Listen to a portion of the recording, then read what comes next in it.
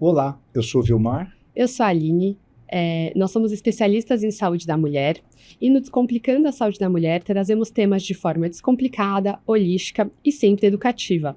Lembrando que de forma alguma isso substitui uma consulta, então se você tiver alguma dúvida, alguma queixa, tem que procurar um especialista. E no Descomplicando de hoje nós vamos trazer a incontinência urinária, uma situação que quem vive sabe quanto distúrbio traz na vida desta pessoa. Ela é muito prevalente na população feminina, principalmente nas múltiplas, nas mulheres que já tiveram filho, principalmente partos normais, mas não que o parto cesárea vai isentar ela de ter uma incontinência urinária. Não indique a sua cesárea para não ter incontinência urinária. Nós vamos conversar sobre a fisiopatogenia, o que causa a incontinência urinária ao longo desse nosso vídeo. E a doutora Aline é expert em incontinência urinária. Então, Aline, vamos lá? Vamos lá. Então, acho que é muito importante a gente abordar esse assunto. Ele entra naquela caixinha de assuntos ainda muito tabus. Então, a incontinência urinária, ela é uma queixa relativamente frequente aí na vida de pessoas adultas, principalmente da mulher, tá? E por que ela é tão importante? Porque ela é uma queixa que tende a ser progressiva e com o passar do tempo, ela pode ter um impacto extremamente negativo da vida da mulher. Ela pode atrapalhar a mulher de querer sair de casa, ela pode atrapalhar a ida ao trabalho ou a ida a um local de ensino, por exemplo, pode atrapalhar até a sua vida conjugal, porque ela pode ter a perda urinária durante o ato sexual. Então, ela atrapalha muito essa qualidade de vida e a paciente pode se isolar até socialmente devido a essa queixa.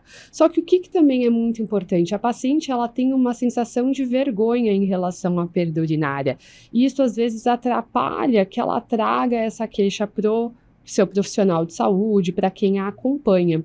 Então, dificulta ainda mais que ela tenha melhora. E a incontinência urinária ou a perda de urina, existe sim como a gente abordar e como a gente tentar melhorar essa queixa. Então, se a paciente trouxer para a gente esse problema, a gente tenta manejar da melhor forma possível. E existem alguns tipos de incontinência urinária, né, Vilmar? A gente pode falar um pouquinho sobre a classificação? Sim, mas antes disso, eu acho que é importante salientar que é uma complicação, é uma situação que compromete a paciente em todas as esferas da saúde, bio, psíquico, social. Perfeito, Puxa sim. vida, né? Como é uma doença importante, tão relevante. Exatamente. Né? Então, a incontinência urinária pode ser classificada de esforço quando a paciente apresenta um aumento da pressão intraabdominal, e esse aumento de pressão, como levantar um peso ou tossir, vai determinar um escape da urina, ou a incontinência urinária, que chamamos de urgência miccional, onde ela tem a necessidade iminente de ir ao banheiro para fazer xixi. E muitas vezes ela não consegue chegar no banheiro e vai urinar antes de chegar ao banheiro. Então nós classificamos em urgência e a incontinência urinária de esforço. Perfeito, é isso mesmo. E eu acho que é importante as pacientes conhecerem um pouco a diferença entre as duas, porque às vezes elas podem reconhecer já os sinais.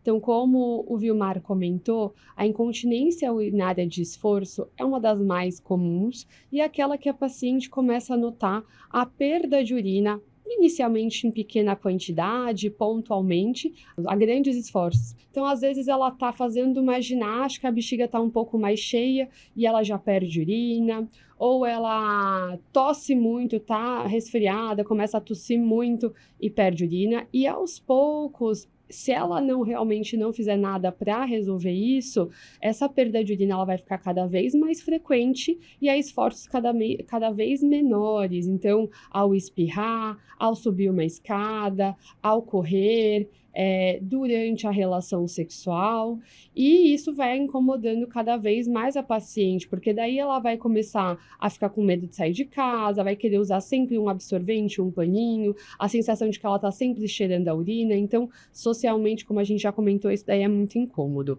A incontinência urinária de urgência já é uma situação na qual a gente tem como se fosse uma sensibilidade, explicando de forma assim bem fácil para vocês entenderem. A bexiga ela é sensível, qualquer coisa deixa ela um pouco pouco mais reativa e qualquer coisa faz ela contrair como se ela estivesse cheia e na verdade ela não tá.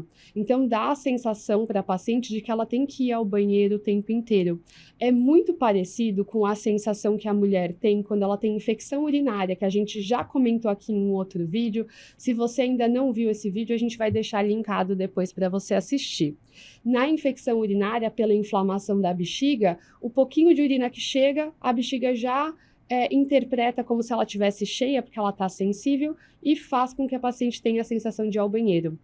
Na incontinência urinária de urgência, pode acontecer um quadro semelhante, só que nesse caso eu não tenho nenhum aspecto infeccioso nem inflamatório da bexiga, entendeu? E a paciente tem essa sensação de que tem que ir ao banheiro todo o tempo, quando vai sai só um pouquinho, e pode acontecer exatamente o que o Vilmar comentou, a urge-incontinência, aquela sensação de que eu tenho que ir no banheiro e que eu tenho que sair correndo, e pode ser que eu ainda perca a urina no meio do caminho, que não dê tempo de eu chegar no banheiro, e isso é bem desagradável. E nas duas situações, não, Aline, a paciente quer sempre ir ao banheiro, quer sempre deixar a bexiga vazia para não passar por esta situação. Não, e traz um peso psicossocial, a paciente ela se encontra em situações sociais que ela já começa a olhar, não, mas será que tem banheiro aqui? Vou viajar de avião, ai meu Deus, eu acho que vou sentar perto do banheiro, porque eu sei que eu vou ter que ir 5 vezes durante a madrugada e eu não quero pegar fila, ou eu vou sair e vou andar na rua e vou ficar um período muito grande na rua, será que eu vou ter acesso a um banheiro? Então tudo isso acaba trazendo um desconforto e uma ansiedade muito grande para a paciente também.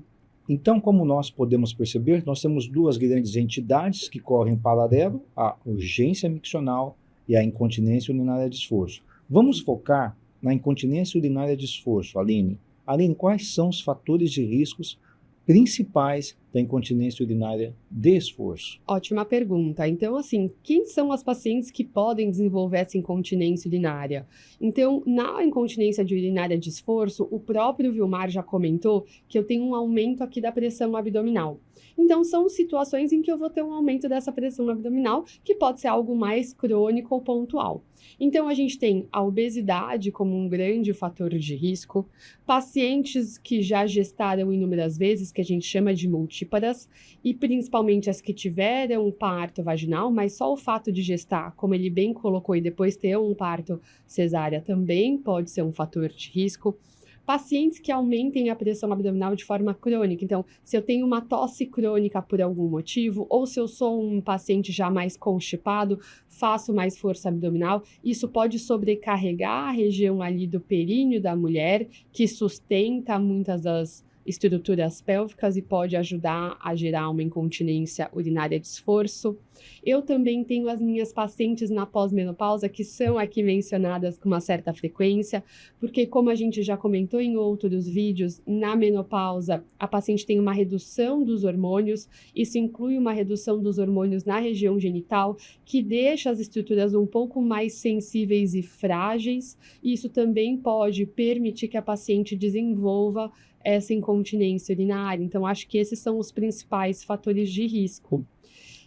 E por mais, não, Aline, que pareça complexo, o que acontece com essas pacientes é uma alteração anatômica. Exatamente. Ela tem uma lesão do assoalho pélvico, essa uretra dela rebaixa, a uretra tem uma porção intraabdominal e uma porção extraabdominal.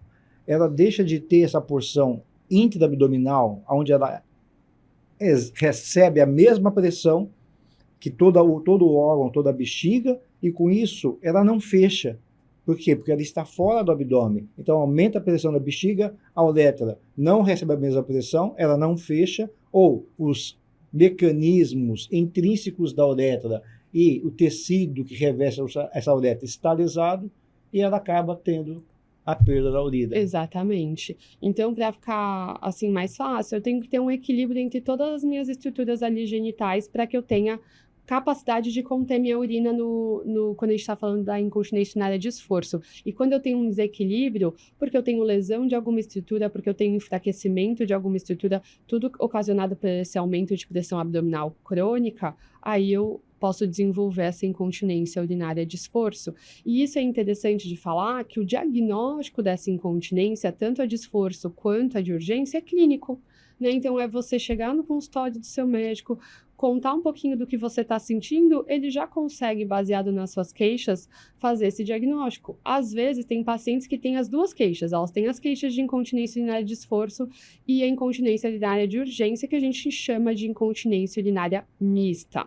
E aí, eu preciso fazer algum exame para realmente confirmar esse diagnóstico? Como que vai ser aí o segmento?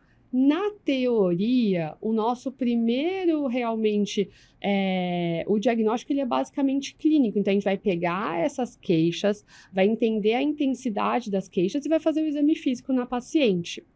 Naquela paciente que tem a queixa de incontinência urinária de esforço, no próprio exame físico a gente vai tentar ver se essa perda urinária acontece. Então a gente vai tentar simular um momento de esforço, pede para a paciente tossir ou fazer força com o abdômen e aí a gente vê se tem a perda urinária ou não, tudo bem? E Aline, então você fez o diagnóstico. Se você é uma excelente médica, você vai conseguir determinar se ela tem uma urgência, se ela tem uma incontinência urinária aos esforços, você vai perceber se tem uma alteração anatômica, não é, que justifica essa perda urinária, mas quando então que você lança a mão de algum exame, como o teste mais frequente é o teste urodinâmico, que muitas das nossas pacientes devem já ter realizado esse teste urodinâmico. É importante para que serve? Perfeito. O teste urodinâmico, ele é um exame que ele simula o ciclo miccional. Então, ele vai simular a pressão que o meu abdômen tem, a pressão que a minha bexiga tem e como que essas duas pressões trabalham entre si quando eu estou armazenando a minha urina e quando eu estou fazendo xixi. Porque pensa, ao longo do dia, a gente não fica o tempo inteiro pensando, tá, agora eu estou armazenando xixi. Tá, agora está aumentando a minha bexiga, a quantidade de urina. Como que funciona? A minha bexiga, ela vai armazenando urina sem a gente sentir. Vai chegar um momento em que ela vai ter uma quantidade de urina que daí sim o meu corpo vai mandar um sinal e falar, olha, a bexiga está aqui, ela existe, lembre de mim, e eu estou começando a ficar cheia. Então já comece a prestar atenção, porque logo mais eu vou precisar ser esvaziada. E daí ela continua sendo preenchida por urina até que chega um outro momento em que existe um desejo mais importante e a pessoa tem que ir ao banheiro. Tudo bem? Então, quando eu faço o teste urodinâmico, eu simulo exatamente isso. Eu primeiro vejo a paciente urinar, depois eu vou começar a encher aquela urina e vou vendo quando a paciente tem esses desejos e nesse meio tempo eu vou tentar simular algumas situações que ela perderia urina, como tossir ou espirrar, peço para ela fazer força com o abdômen para ver se tem a perda de urina e quando que isso acontece para a gente avaliar se está perdendo urina em um momento que não deveria e realmente tem algum problema, ou se ela está perdendo urina porque a bexiga está muito, muito cheia e na verdade seria o normal para uma pessoa. Então, é um teste que a gente acaba fazendo mais em situações quando a gente tenta fazer um tratamento inicial para a paciente e ela não responde, ou se ela tem uma incontinência urinária com algum fator que a gente considere já mais complicado, que ela tem alguma outra queixa associada que realmente indique esse exame. O único exame que a gente faz ali mais inicial, principalmente para as pacientes com incontinência urinária de urgência, seria um exame de urina, uma urocultura, que é aquele exame que a gente faz justamente para avaliar se tem algum quadro infeccioso na urina, já que os sintomas da incontinência urinária de urgência podem ser semelhantes a um quadro de infecção urinária, só para a gente afastar essa infecção, né? Essa possível infecção e poder fazer um diagnóstico adequado. Mas acho que seria basicamente isso mesmo em relação ao diagnóstico. Então, nós vimos que clinicamente a doutora Aline consegue, de forma geral, determinar se é uma continência urinária de esforço, ou se é uma incontinência de urgência, ou se ela é mista, e se ela não conseguiu, ela vai fazer o teste urodinâmico, vai fazer o exame de urina, urocultura, e vai determinar. Porque quando ela faz o teste urodinâmico, qualquer quantidade de urina vai irritar aquela bexiga, ela vai ver que a paciente tem uma urgência.